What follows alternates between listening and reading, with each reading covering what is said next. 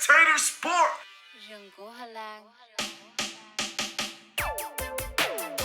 Is this thing on? Go ahead, what you doing? Yes, that's part of my skit, buddy. Greetings all. Cortex is in the building. This is Spectator Sports. Filling in for your boy Lott, the sports jock, currently on location doing his thing in Los Angeles, California with the kid Nando Chang. Shout out to Nando Chang. And of course, I'm in here with no other than... I am the talent, Dennis. They sign up a month in advance to see me. They'll wait in line for the next bus to see me. That's me, the talent. I got my man Cortex in the building here. He's filling in for my man Lott, the sports jock. Like he said, is in LA right now. Them boys out there doing their thing with Nando Chang it is. That's right. Nando Chang, they out there doing their thing. Them boys gonna be putting on some shows tonight, but you know, we gonna keep it going though. We got some great topics today, and we got Cortex, the average Joe, in the building. Yeah, I know around this time, Lott likes to give a shout out to his barbershop. So I'm gonna plug my barbershop real quick. Shout out to my man Born, AAC Salon. Shout out to Tone. All right, Josh, so what's the first topic here? What we got for the first topic today, we're gonna just go start with some regular political, everyday topics, everyday life. Ginger White apologizes to Herman Cain's wife. Now, Ginger White is one of the women who allegedly accused Herman of paying her for sexual favor. I brought this topic, to light just because I don't understand that. Like, why would you come and apologize to me? What is that gonna do for me? You ruined my life. You basically you got my husband no longer running for, president of the United States, and you're coming back to apologize to me like, oh, I'm sorry that, you're a woman and I'm a woman and I know how it feels, but it's like, what do you know how what feels? Did your husband cheat on you and pay for some other woman to... I don't understand. I have the Tiger Woods clause. Why are the women coming out and saying they've been smashing the husband anyway? Like, for what reason? They still smashing? Well, she wanted to get... obviously, for a clear reason, she wants to be famous. They threw out of the headlines once, all this stuff unfolded as far as the women accusing him. So now that stuff kind of died down. So now she wanted to get herself back in the news headlines by doing this apology. You should have been... I read the article and I'm just sitting there just flabbergasted. She's one of those people like, you're sitting there like, thinking like, those people who be like, hey, no offense, but they insult you after they say no offense. Like, that's what you're basically doing to this man's wife. Nights? Yeah. No disrespect.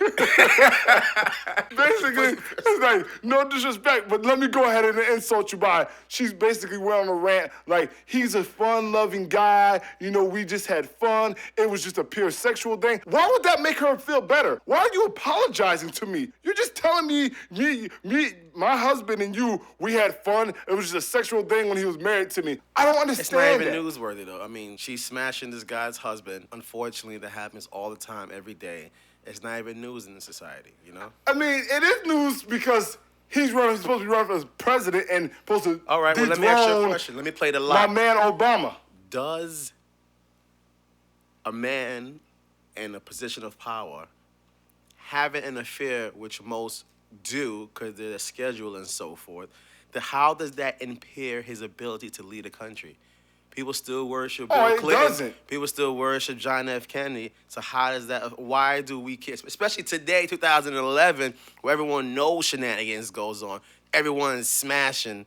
Why would he need to pull the race? Because he's smashing somebody else. He didn't sexually harass her. He's not sexually assaulting anyone, so he hasn't lied yet.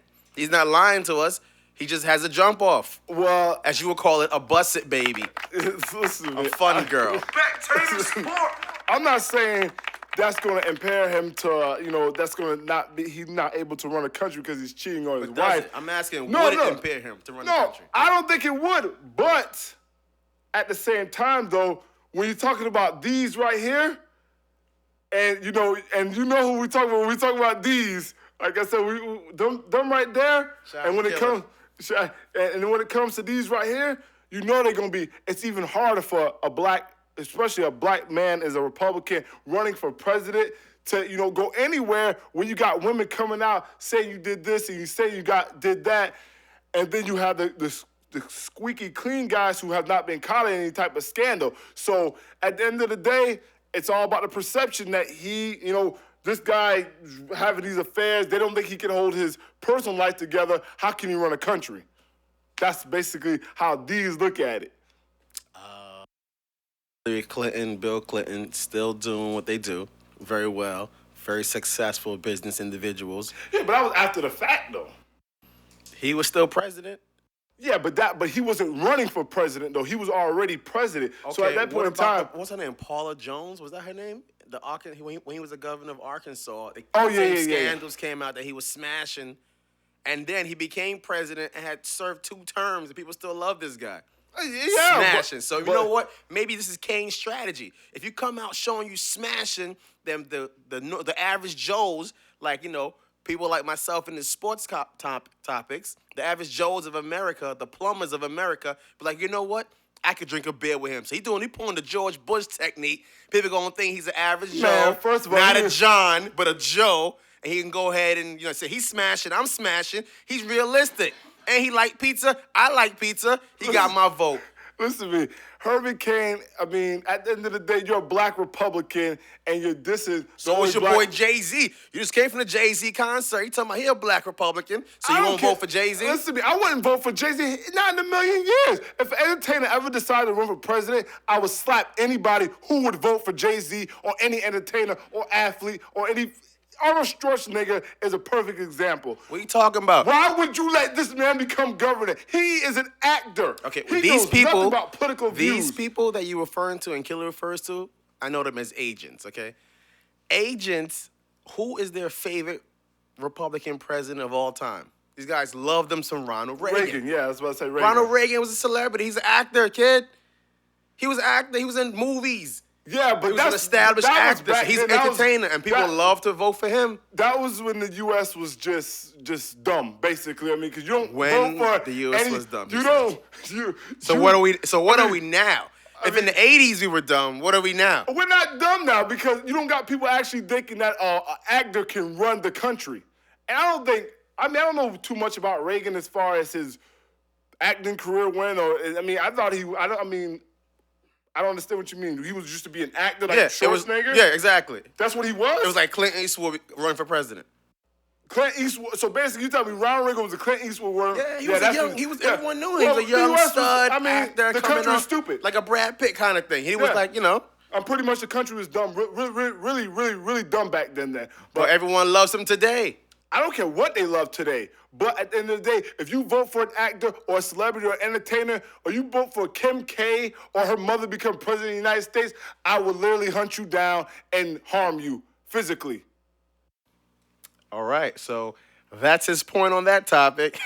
Okay. I also saw in the news that Eddie Bishop Long's wife said she's gonna pull a Hillary Clinton. She's not going nowhere. Yeah, I read that too. That was a sad.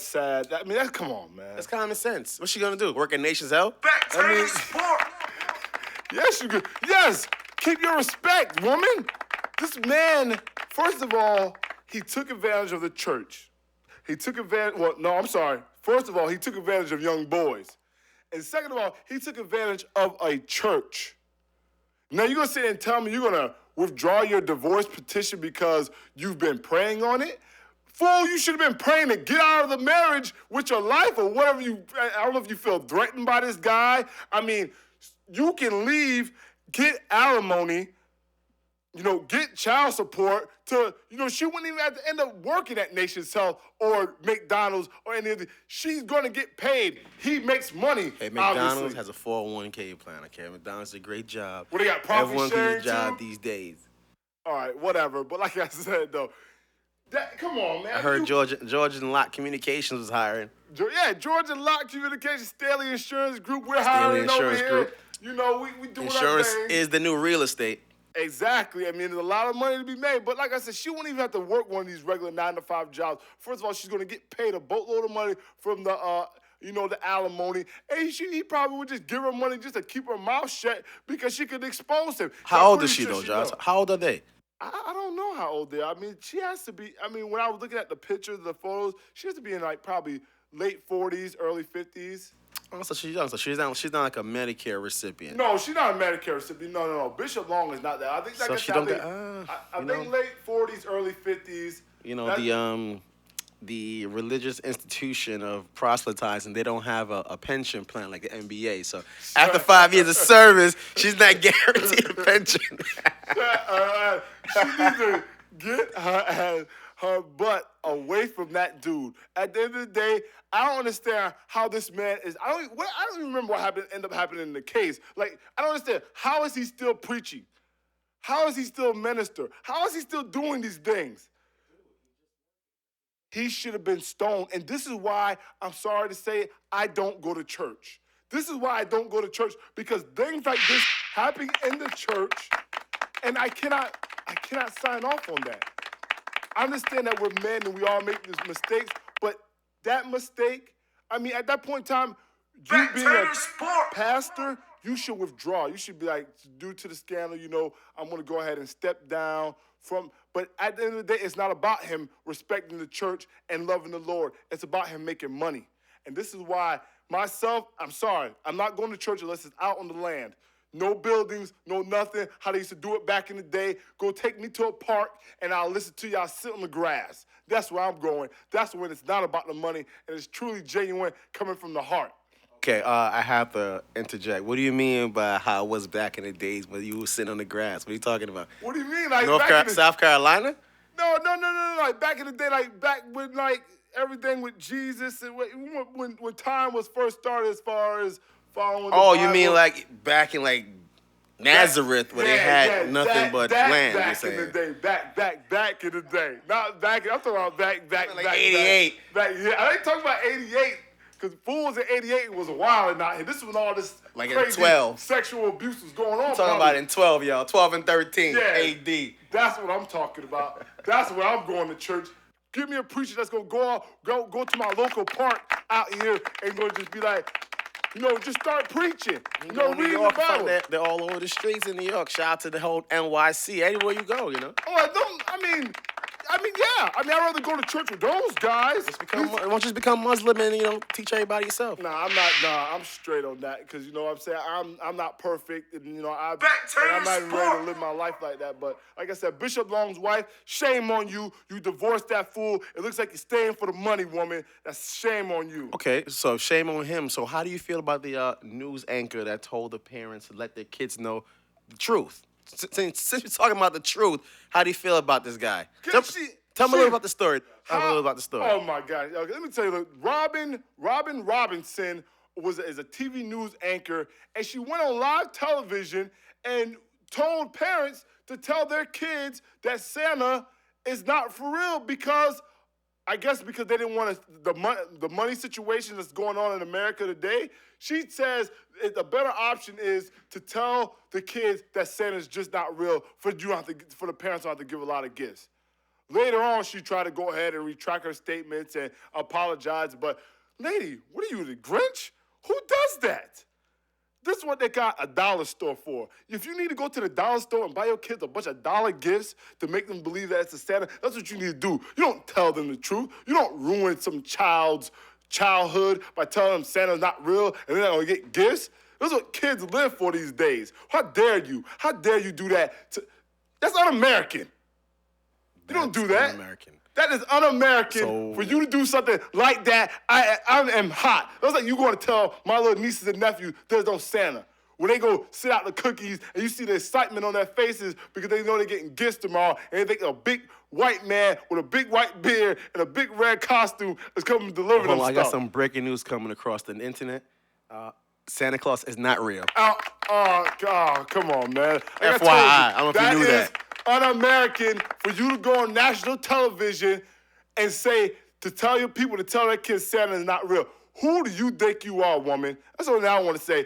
She's trying to help out. I mean, people are going through a tough time. Like I said, they have a Walmart Express. And you said 20. They have dollar stores. Josh, you said 20, 30 years ago, Americans were dumb. Plans. You said 20, 30 years ago, America was dumb. We just said... I said America was dumb because they voted for an actor to become president, not because they believed in Santa Claus. But they were dumb is your logic.